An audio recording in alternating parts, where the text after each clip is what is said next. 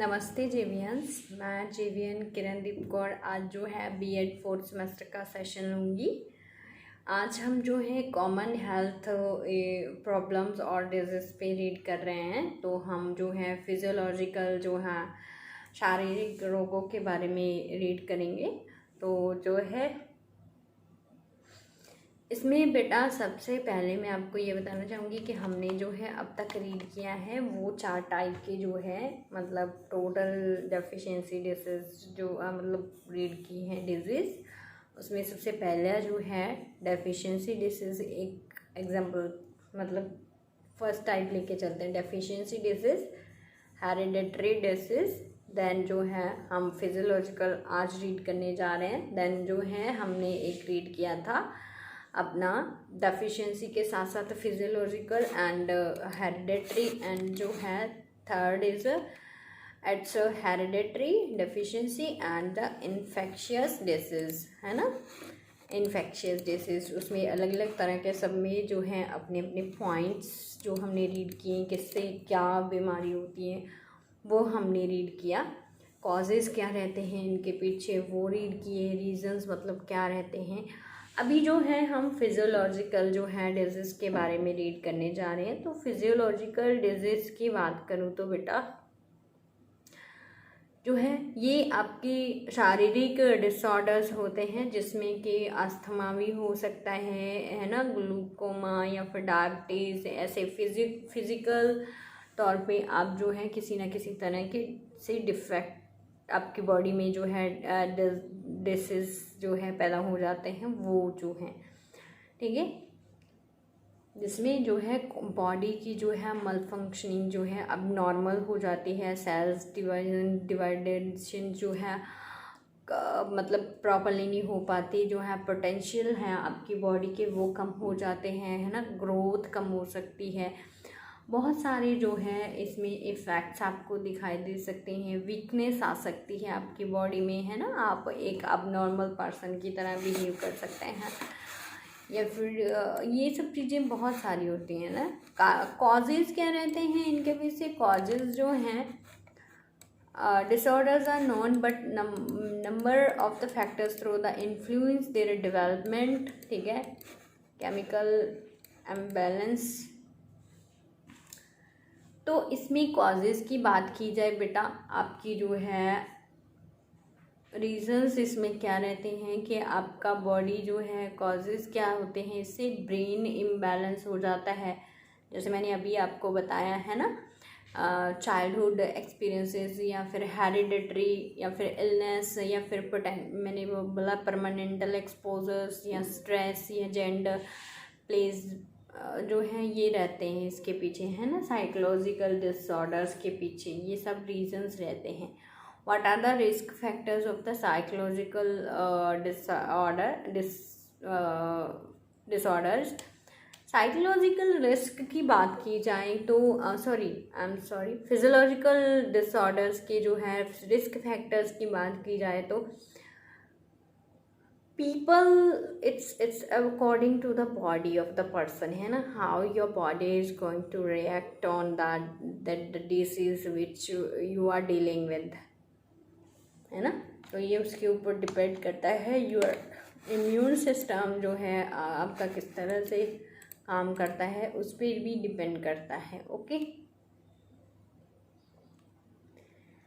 इसमें अगर मैं बताऊं बेटा इन सब डिजीज़ के होने के कॉजेज़ क्या रहते हैं, कारण क्या रहते हैं, तो सबसे पहला अगर मैं बात करूं देखो सम टाइम अब्यूजेस और निगलेक्ट द चाइल्ड, है ना। ये रहता है कि आप किसी पर्सन या किसी बच्चे को जो है निगलेक्ट करते हैं, आप उसके तरफ ध्यान नहीं रखते हैं, आप उसको हमेशा डांटते रहते हो। इन सब रीज़न से भी जो बच्चा है वो अंदर प्रॉपरली अपने आप को एक्सप्रेस नहीं कर पाता है, तो उन रीज़न से जो है आपकी जो बॉडी है वो इफ़ेक्ट हो जाती है, मेंटली डिस्टर्ब रहती हैं, तो आपकी बॉडी में जो है वर्किंग एक्टिविटी कम हो जाती है ना। Childhood problems with the temperament, ठीक है। बचपन की जो भी प्रॉब्लम रहती है वो भी एक कॉज हो सकता है फिज़िकल डिसऑर्डर्स का, है ना। फिजिकल डिजीज़ का, ठीक है। फैमिली और person history of the mental illness and the substance abuse. Family के जो इश्यूज़ हैं, ठीक है, आपकी फैमिली किस तरह से आपके साथ डील कर रही है, आपकी प्रॉपर प्रॉब्लम्स जो है सुन रही है, या फिर आपकी प्रॉपर ज़रूरतों को कंप्लीट कर पा रही हैं या नहीं कर पा रही हैं, है ना। या फिर पास्ट में कुछ ऐसी हैपनिंग्स या फिर अच्छी बातें हुई होती हैं, ठीक है, जिनसे कि आपका प्रेजेंट इफ़ेक्ट होता है। तो वो सारे जो है फिजियोलॉजिकल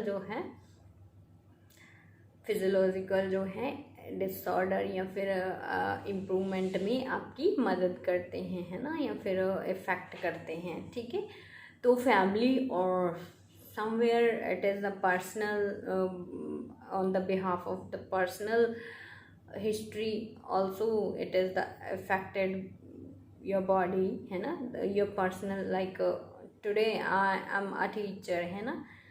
तो मैं नेशनल प्लेयर अगर मैं बात करूँ, एक एग्जांपल के तौर पे लेके चलते हैं हम, मैंने नेशनल खेला, उसके ऐसे लोगों के साथ में रही जो अच्छा खेलते थे, उनके साथ मैंने सीखा, उनके साथ मैंने कोचिंग ली, और उसके बाद मैंने जो है आगे नेशनल तक प्ले किया, है ना। तो वो जो है पर्सनल हिस्ट्री के ऊपर भी डिपेंड करता है कि आज मैं क्या कर रही हूँ, वो मेरे पुराने जो किए हुए कर्म हैं उनके साथ भी रिलेटेड होके चलता है ना। सो इसीलिए कहा जाता है अच्छे कर्म कीजिए, रिजल्ट्स भी अच्छा आएगा, या फिर कहा जाता है कि जैसा बोओगे वैसा खाओगे, ठीक है। तो जो ही पर्सनल हिस्ट्री पे भी डिपेंड करता है। और या फिर आपने किसी के साथ लड़ाई कर ली, किसी को मेरे जैसे ने कभी कुछ बोला, तो वो मेंटल दिमाग में जो है मेंटल स्टेटस में वो पिंच करता रहता है कि अरे यार मैंने उसको बोल दिया, या फिर किसी ने मुझे बोला कि यार तू तो अच्छा नहीं खेलती, या तू अच्छा नहीं पढ़ाती, या फिर कुछ भी, है ना। तो वो कहीं ना कहीं हमारे दिमाग में रहता है, तो हम कहीं ना कहीं उस चीज़ को चेंज करने में ट्राई तो करते रहते हैं, लेकिन somewhere if your mental status always you are thinking about that thing, तो I don't think so that is a fruitful, है ना, your effects for changing that thing, the है ना, those are not the fruitfuls. So इसीलिए आपके personal history, family history बहुत जगह पे आपको डिपेंड करती है या इफ़ेक्ट करती है ना, ठीक। तो देन इंटेलिजेंसी बिलो नॉर्मल, या फिर आपकी वही आप कितने एक्टिव हैं, कितने मतलब प्रेजेंटेटिव हैं, वो भी आपकी जो है फिज़िकल जो है अपने डिसऑर्डर्स को, या फिर फिज़िकली एफिशिएंसी या फिज़िकल लुक को जो है इफ़ेक्ट करता है, ठीक है। देन लो बर्थ वेट जो है आपकी फिज़िकल अपीयरेंस को, कुछ बच्चे ऐसे हैं जो 8th मंथ में पैदा हो जाते हैं, तो वो जब तक वो 8-9 ईयर्स के नहीं हो जाते, तो वो इसी तरह से जो है इफ़ेक्टिव रहते हैं, है ना। उनको जो है रेगुलरली यूजुअली मेडिसन्स खाना पड़ता है, या फिर उनको एक्स्ट्रा एक्सरसाइज करनी पड़ती हैं, एक्स्ट्रा डॉक्टर्स की प्रिकॉशंस लेनी पड़ती हैं, प्रॉपरली वो खुद को जो है अपने एक्टिविटीज़ में इन्वॉल्व नहीं कर पाते हैं, जिनसे क्या है उनकी बहुत सारी एक्टिविटीज़ जो हैं वो छूट जाती हैं, है ना। या फिर फिज़िकली तौर पे वो वीक रहते हैं, मेंटली तौर पे भी समवेयर दे आर इफ़ेक्टेड। तो ये रीज़न्स भी जो है फिज़िकल एक्टिविटी, फिज़िकल जो डिजीज़ हैं उनको इफ़ेक्ट करते हैं, है ना। तो इन सब रीज़न्स से भी जो है बच्चा जो है का जो है फिज़िकल अपीयरेंस जो है इफ़ेक्ट करती है, ठीक है। Then lower economical status. देखो अगर मैं इस पे बात करूँ तो ये भी होता है कि आप किस तरह का खा रहे हैं, वो भी आपकी बॉडी को इफ़ेक्ट करता है ना। आप किस तरह का फूड ले रहे हैं, किस तरह की आपकी ज़रूरतें हैं जो कंप्लीट हो रही हैं, वो चीज़ें भी आपको इफ़ेक्ट करती हैं कहीं ना कहीं, ठीक है। तो ये जो है आपका इकोनॉमिकल स्टेटस भी जो है इफ़ेक्ट करता है आपकी फ़िज़िकल अपीयरेंस को। आप कितने स्ट्रॉन्ग हैं, कितने जो है फिज़िकली तौर पे आप कितने स्ट्रॉन्ग हैं, कितनी एक्टिव हैं, या फिर कितना जो एक्टिविटीज़ में आप इन्वॉल्व हो पाते हो, वो चीज़ें भी जो हैं आपको इफ़ेक्ट करती हैं। Got it? तो ये जो है आपका जो है एक तरह से ये रीजंस भी हैं आपकी बॉडी को इफ़ेक्ट करने के लिए, है ना, फिजियोलॉजिकल तौर पे अगर बात की जाए तो। Then parental absence, criminal activity and substance abuses.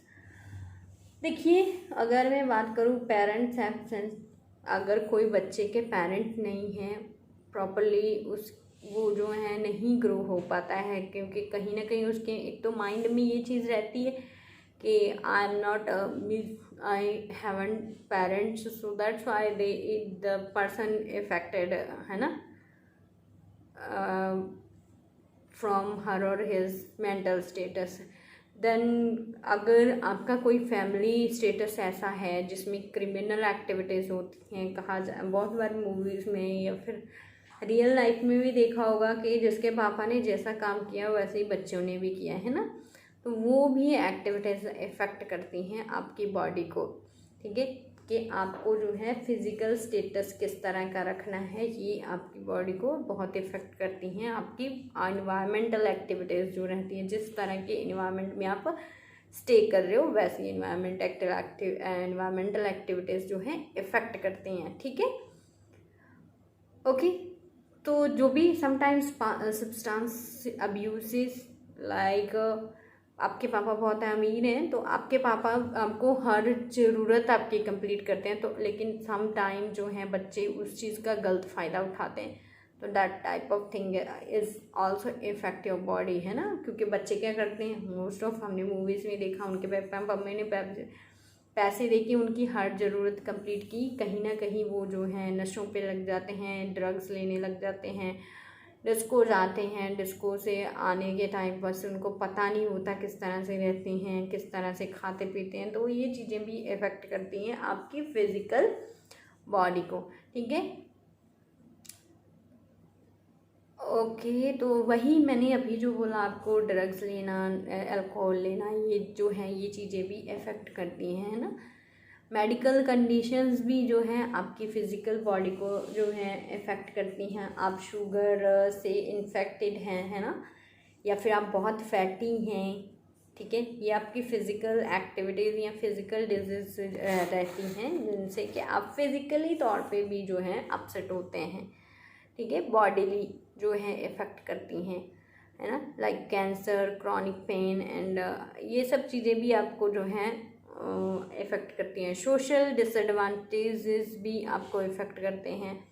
Social disadvantage आपको पता ही है कि जैसे आपका availabilities of things is also effect your body, है ना, कि किस तरह से आपकी बॉडी जो है इफ़ेक्ट होती है, कितना आप जिस एरिया में रह रहे हो वो आपको किस तरह का इन्वायरमेंट प्रोवाइड करवा रहे हैं, वहाँ स्कूल अच्छे हैं या नहीं अच्छे हैं, या फिर फिज़िकल एक्टिविटी के लिए प्लेसेस हैं या नहीं है।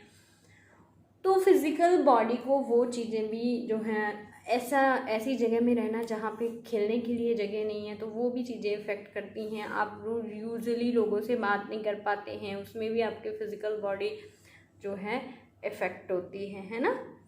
स्ट्रेसफुल एंड जो है टर्मेटिक लाइफ इवेंट्स, वही definitely they will also effect your physical body, कि आप जो है कभी किसी काम में, जब whenever you are stressed, तो आपका मन नहीं लग पाता है ना किसी काम में, तो वो चीज़ें भी इफ़ेक्ट करती हैं, है ना, आपकी बॉडी को। तो देन अगर मैं आपको क्या करना चाहिए अपनी फिज़िकल जो है बॉडी को इम्प्रूव करने के लिए, अवॉइड जो है एडिशनल सीकिंग्स जो हैं आपको देखने चाहिए, ट्रीटमेंट्स के जो है ट्रीटमेंट लेने चाहिए, मतलब सिम्टम्स जो हैं बॉडी के उनको रेगुलरली चेकअप में रखना चाहिए, आपको खुद को जो है एग्जामिन करते रहना चाहिए।